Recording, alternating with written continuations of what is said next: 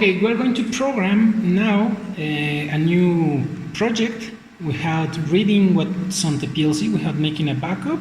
So we're going to use Mitsubishi GX Works 3 for a Mitsubishi PLC. And we're going to click New, Project New. And here we need to know the CPU series or the PLC series and the type. In this case is RCPU and R02. We can find that data at the PLC here.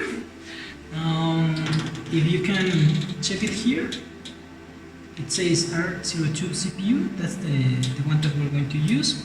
And also notice that we're going to use these ones, RX40C7, RY10R2, and also the power supply, R61P.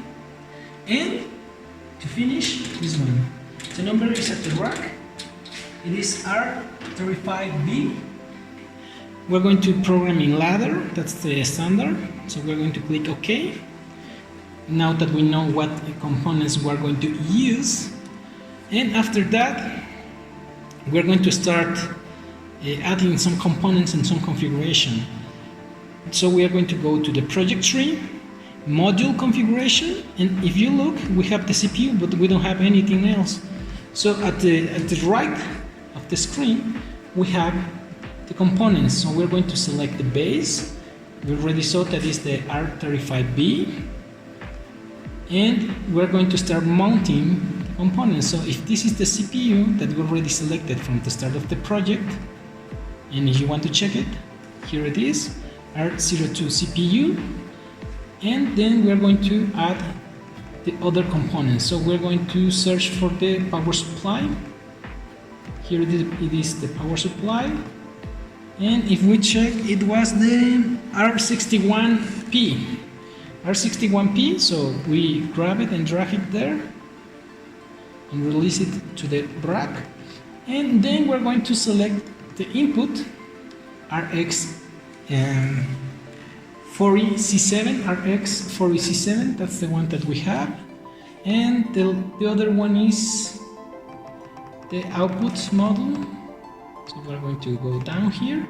There we are going to select RY10R2, RY10R2.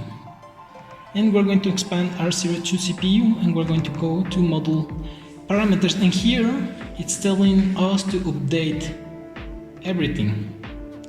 So what's happening? We haven't checked the IP, we haven't changed anything from the CPU, but we're going to change it in a moment here. So we already know the CPU Ethernet address, and it's this one. We checked that before with the backup, so we already know which one is it. But if you don't know, you can go to online and click current connection destination. And if you double click PLC model and you select find, it will tell you that there is no CPU because I don't have the Ethernet cable. So make sure that the Ethernet cable doesn't get loose, connected, and try it again. Again, this is the robotic component or the robotic controller CPU. So we're going to use the R02, and here we have the IP address 192.168.1.20, and we can click OK. We're going to add that here, and remember that the network of the PC must also be in the same domain with the last numbers different from the PLC, from the robot, from the elements connected there. After that, after we have the IP, we are going to click Enable for CC Link, so we can check if we have external and internal components connected. In network configuration settings, we are going to click these three dots, and we are going to click Detect Now. Yes, we're going to select yes, and it will detect all of the elements connected to the host station, to the PLC, and then we're going to close reflecting the settings. Refresh settings, and we're going to click these three dots, and it will send us here. In this part where it says target, if you see, the device name is RX, so we know that it is an input device, and in this case the start is on 1000. The second one is RY, it is an output device, so we're select device name Y, and the other one was X, and the start is also 1000. Next we have the word values. This one starts in 0, and the last one is also a word, so it will start in 100. This data comes from your PLC or from your manual, and we're going to make the configuration for the external device configuration. So we're going to click this one here. We're going to select detect now, yes. I already know what components are connected to my network, so as I can see, this is the GOT or the HMI, and I must add the software that we're going to use to program it as a component, as an external component. In this case, it's Ethernet device, MailSoft connected, and we're going to delete this because I don't have anything else. Well, I have a camera, but I don't want it right now, so we're going to close reflect the setting, and we're going to click apply, and that's it. We can start programming.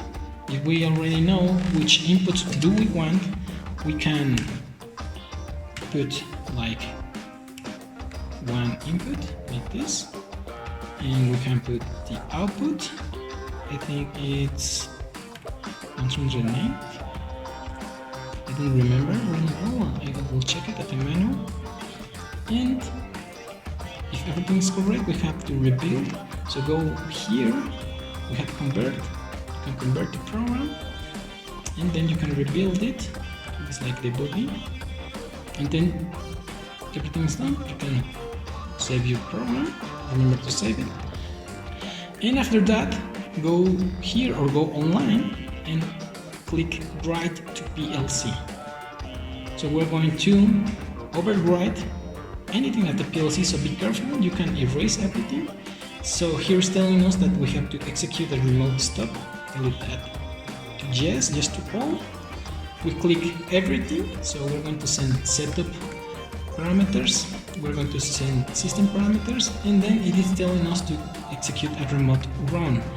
And after this is done, remember to go to your PLC down here and make a hard reset.